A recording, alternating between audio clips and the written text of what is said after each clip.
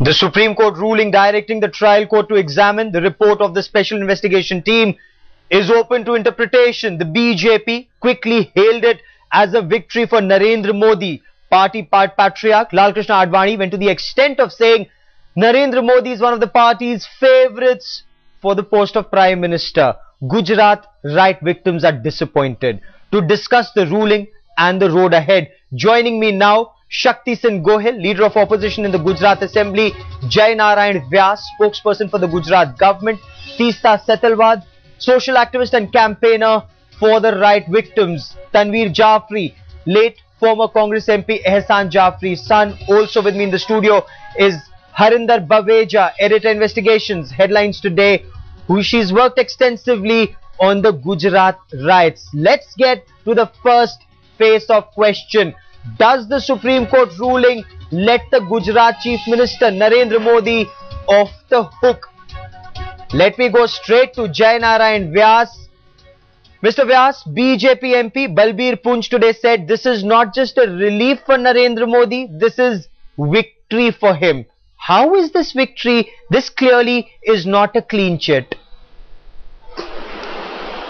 Well, court verdicts are never evaluated in terms of victory or defeat. Verdicts are verdicts. Let us understand that this verdict has come after going through an entire gamut of process. There were 3 investigations independently made by an agency called SIT.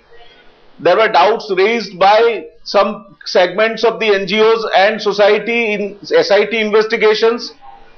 There was amicus curiae. Amicus curiae gave the report, and the Honorable Supreme Court, after considering all this, not only decided to remand the case back to the trial court, but have rejected the independent CBI inquiry which was being asked for. So in a way, this is a clear-cut endorsement that the process that has gone on as far as the process of law at the state level is concerned, and the investigations so far were reasonably accurate, independent, and relying upon that the further process will take place at the trial court's level. Okay, so clearly open to debate. In a way, an endorsement of this thing. Is it an endorsement? No, let me quickly get a response from Shakti Singh Gohil. I'll come back to you for this. Shakti Singh Gohil, Arun Jaitley, leader of opposition Rajya Sabha, said the ruling shows there is no evidence against Narendra Modi. Propaganda is not admissible as evidence. Your take on this?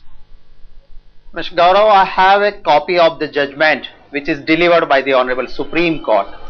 Nowhere in the judgment it is said that there is no evidence. On the contrary, when the complainant approached to the police officers in Gujarat, they refused to take the complaint. Honorable High Court dismissed her plea, and thereafter the SLP was filed. What was the prayer? Prayer was for an independent investigation, and thereafter the trial will start.